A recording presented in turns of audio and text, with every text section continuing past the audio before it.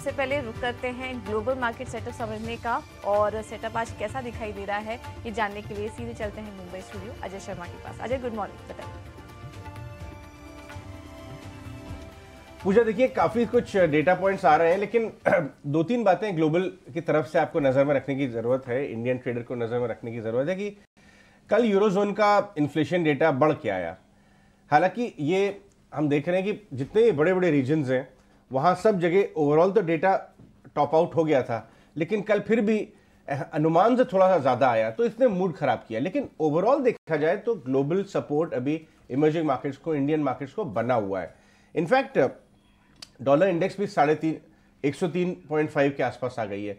Dollar index और जो US yields हैं वो इस बात का सबसे ज़्यादा संकेत देती हैं कि दुनिया भर में रिस्की एसेट्स को लेके क्या व्यू बन रहा है, तो अभी उसमें कमी आ रही है। तो मेरे हिसाब से मेरी रीडिंग ये है कि कल भले ही यूएस मार्केट डाउ और एस&पी थोड़ा सा नरमी के साथ बंद हुए, लेकिन इसका मतलब ये नहीं कि बहुत बड़ी वहाँ कमजोरी आ जाएगी। इनफैक्ट क्रूड भी अगर आप देखें, ये देखिए बॉन्ड यील्ड जो है 4.5 के आसपास चली गई थी, वो भी कम होकर 4.1 के आसपास आ गई है। तो सपोर्ट बना हुआ है, कोई दिक्कत वाली बात नहीं है। आपको नजर रखने की जरूरत है पावल साहब की कमेंट्री पे, कुछ इकोनॉमिक डेटा पे, जॉब्स डेटा भी आएगा।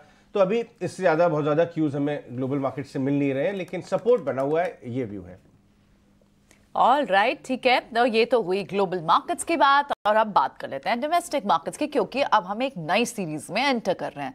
सितंबर सीरीज में, अगस्त सीरीज में तो अजय 2.5% निफ्टी नीचे रहा, लेकिन मिड कैप स्मॉल कैप की क्या चाल रही, 5.5% तेजी थी। बड़ा ड्रैग जो ये लार्ज कैप से रहा है ना, उन्होंने सारा मूड बिगाड़ा है पूरे अगस्त मंथ में।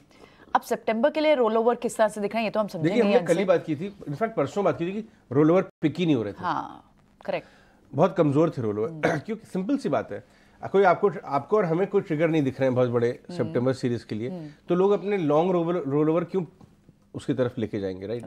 रोल ओवर करेंगे पोजीशन। इनफैक्ट इस समय जो मार्केट है ना, वो दो में डिवाइड हो चुका है। अगर आप देखें, उसका विभाजन हो गया है। एक है एफआईआर वाला डेटा वाला मार्केट, जिसमें कमजोरी है, जो भी हम अंश के साथ डेटा भी शेयर करेंगे।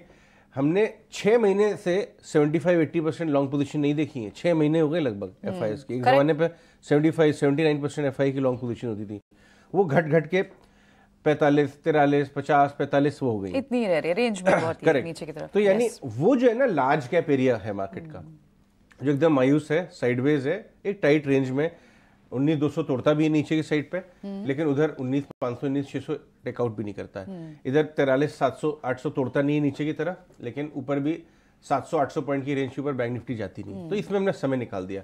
लेकिन दूसरे हिस्से का जो मार्केट है, जो स्मॉल और मिड कैप मार्केट है, वहाँ पे पीएमएस का पैसा आ रहा है, करेक्ट, वहाँ पे म्यूचुअल फंड्स का पैसा आ रहा है, डेडिकेटेड फंड्स, वहाँ पे एचएनआई रिटेल बहुत एक्टिव है।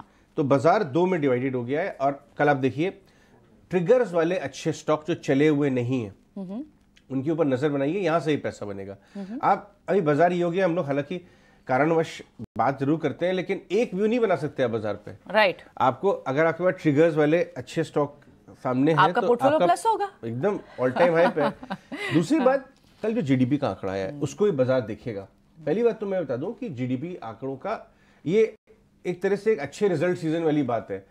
एक्सपेक्टेशन ही एलिवेटेड थे, 8% का एक्सपेक्टेशन था करीब मोटा मोटा, किसी का 7.9, किसी का 8.1, बट मोटा मोटा बाजार का एक्सपेक्टेशन मजबूत था। और एक्चुअली रिजल्ट कैसा आया? मजबूत।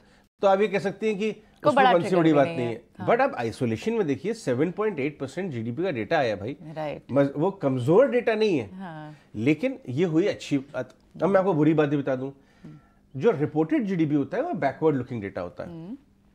ये डेटा अच्छा है, हो सकता है बाजार इसको अच्छी तरह ट्रीट भी करे, लेकिन लार्जली ये पास्ट की बात है, राइट? दिक्कत की बात ये है कि उसकी इस डेटा के बाद बहुत कुछ हो गया इकोनॉमी में, जैसे कि बारिश की कमी, अगस्त और driest August in many years, right?